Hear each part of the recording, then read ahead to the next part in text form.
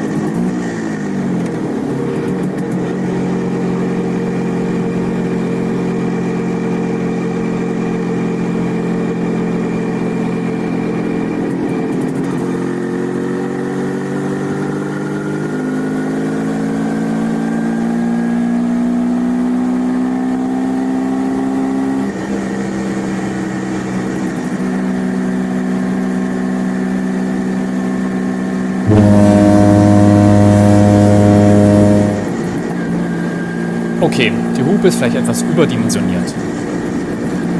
Nicht überdimensioniert dagegen ist der Antrieb meines Motorrades.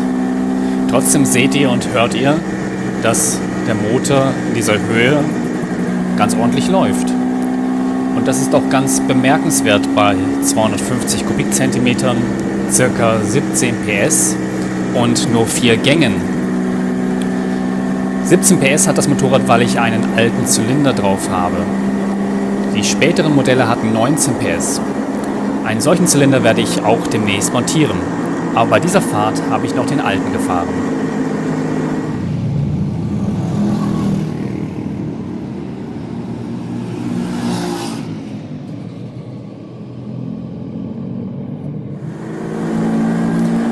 Das Einzige, was ich noch optimiert habe, ist das Ritzel des Sekundärantriebs. Das heißt, das Zahnrad, das die Kette antreibt, hat anstelle 21 Zähnen nur 19 Zähne. Dies hilft, etwas Leistung auf die Straße zu bringen.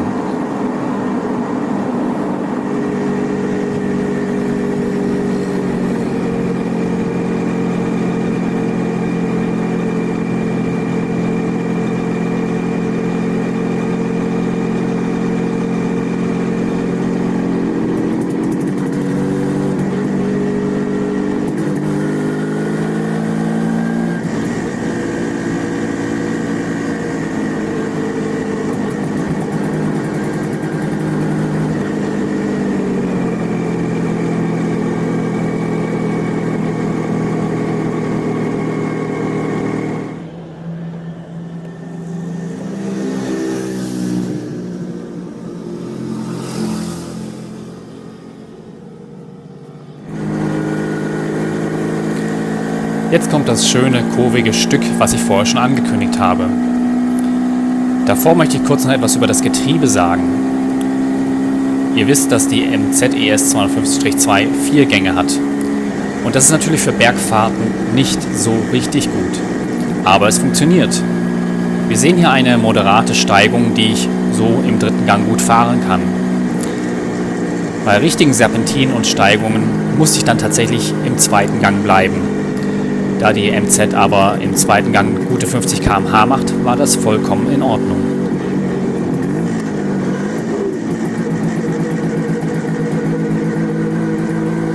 Auch zum Schalten des Getriebes möchte ich noch etwas sagen.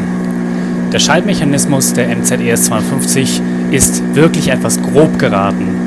Es ist sehr schwierig, geräuschfrei zu schalten und bedarf einiger Übung. Beim Runterschalten gelingt das recht gut, wenn man konsequent mit Zwischengas arbeitet. Das heißt, nach dem Kupplungsziehen gibt man einen kurzen Gasstoß und bringt den Motor auf Touren und dann schaltet man in den niedrigeren Gang. Hochschalten ist etwas kniffliger. Manche sagen, man müsse sich dafür viel Zeit lassen. Meine Erfahrung zeigt jedoch, dass das nicht viel bringt. Je länger ich mir Zeit lasse, desto lauter wird der Schaltvorgang. Stattdessen führe ich das Schalten in einen höheren Gang mittlerweile sehr schnell durch. Das bedeutet Gas wegnehmen, Kupplung ziehen, schalten und vor allem den Schalthebel voll durchziehen. Denn sonst landet man in einem der vielen Neutralgänge dieses Getriebes.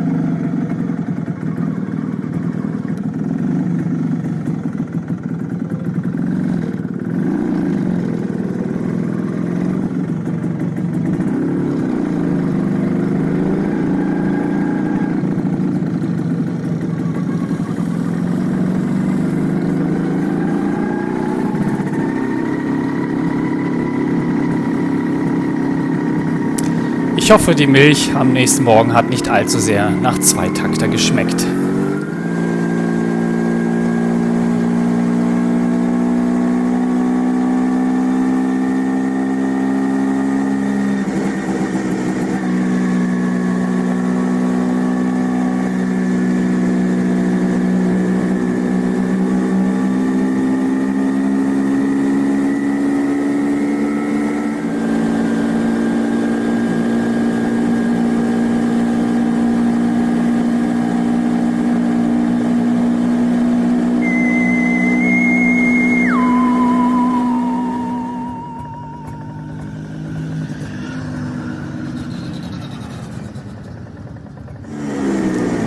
Zum Verbrauch möchte ich auch noch etwas sagen. Ich war komplett überrascht und begeistert, wie sparsam die Motorräder auf dieser Tour waren.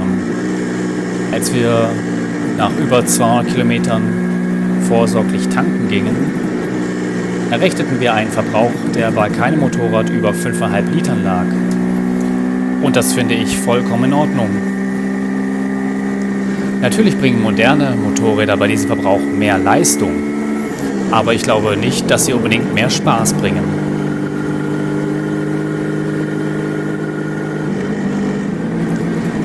Wir gehen jetzt in die Abfahrt über. Bei dieser Gelegenheit möchte ich etwas sagen zum Thema Bremse und Motorbremse. Zunächst einmal Bremse. Die Trommelbremsen verrichten ihre Arbeit ordentlich. Sie sind natürlich in keiner Weise vergleichbar mit der Bissigkeit einer modernen Scheibenbremse oder schon der Scheibenbremse der späteren MZ ETZ 250, 251. Aber sie sind in Ordnung, solange man sich daran erinnert, Abstand zu halten und rechtzeitig zu bremsen. Gerade bei der Bergabfahrt ist dann auch das Thema Motorbremse relevant. Und da gehen die Meinungen auseinander, wie man bei einem Zweitakter richtig bergab fährt. Mein Fazit, und so habe ich es auch hier erprobt, ist: Im Schiebebetrieb wird der Gashahn komplett geschlossen. Wenn der Gashahn komplett geschlossen ist, ist der Schieber im Vergaser ganz unten und der Motor zieht nur noch Luft und Kraftstoff über die Leerlaufeinrichtung. Das ist dann ein sehr fettes Gemisch. Fett heißt viel Sprit, wenig Luft. Das heißt, der Motor wird geschmiert und gekühlt mit Kraftstoff. Es kann ihm nichts passieren. Wenn man dagegen mit offenem Gasschieber fährt, bekommt der Motor Sprit und viel Luft. Dann hat man zum einen Ruckeln durch die sporadisch einsetzenden Zündungen, aber auch ein mageres Gemisch.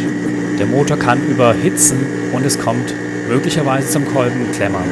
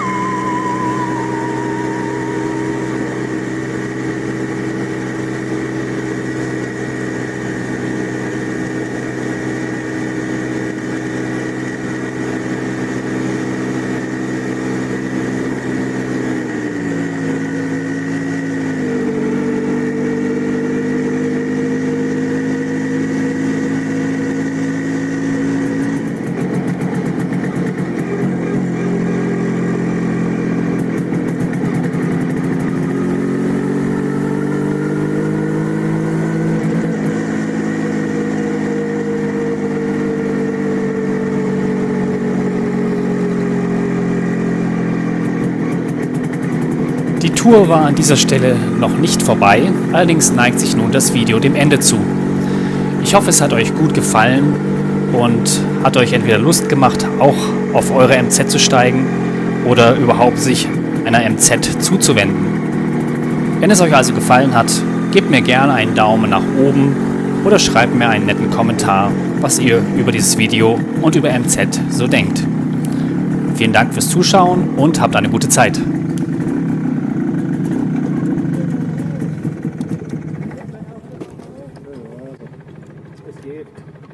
Konstant verruckeln ohne Ende. Was ruckelt? MZ. Das Motorrad, das auch mal ruckelt.